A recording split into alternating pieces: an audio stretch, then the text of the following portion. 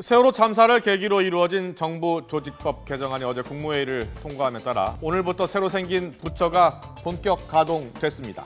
국민안전처와 인사혁신처가 공식 출범한 겁니다. 박근혜 정부 2기라고도 볼 수 있는 이번 인사, 눈에 띄는 특징들을 하나씩 짚어보도록 하겠습니다. 첫 번째는 역시 군입니다. 처음 출범한 국민안전처에 장관과 차관이 모두 군인 출신으로 내정이 됐습니다.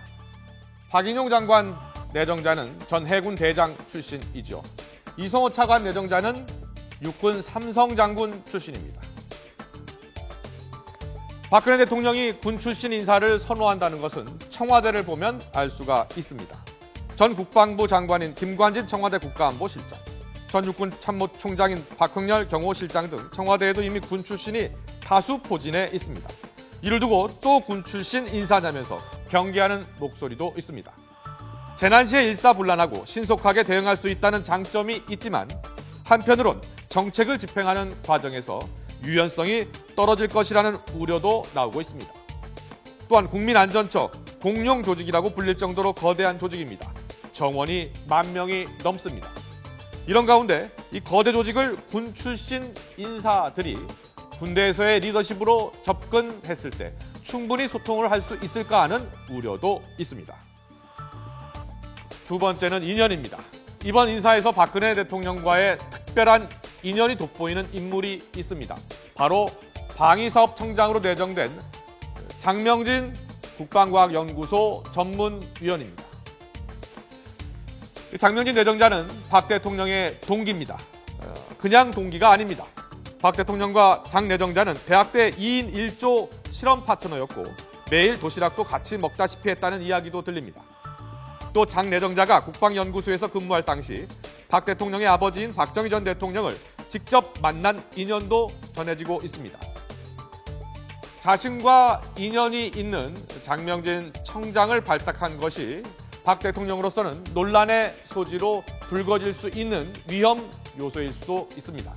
하지만 최근 불거진 방위산업 비리 의혹에 군 출신이 연루되었던 점을 감안해서 직업 군인이 아닌 사람으로 발탁해 비리 척결에 단호히 나서겠다는 의중도 있는 것으로 보입니다.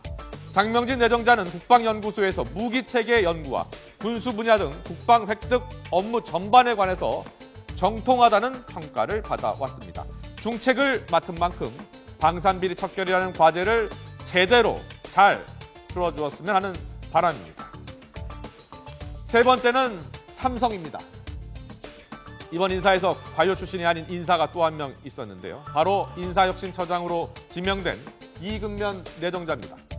이근면 내정자는 삼성그룹에서 30년 가까이 일했던 삼성맨이죠.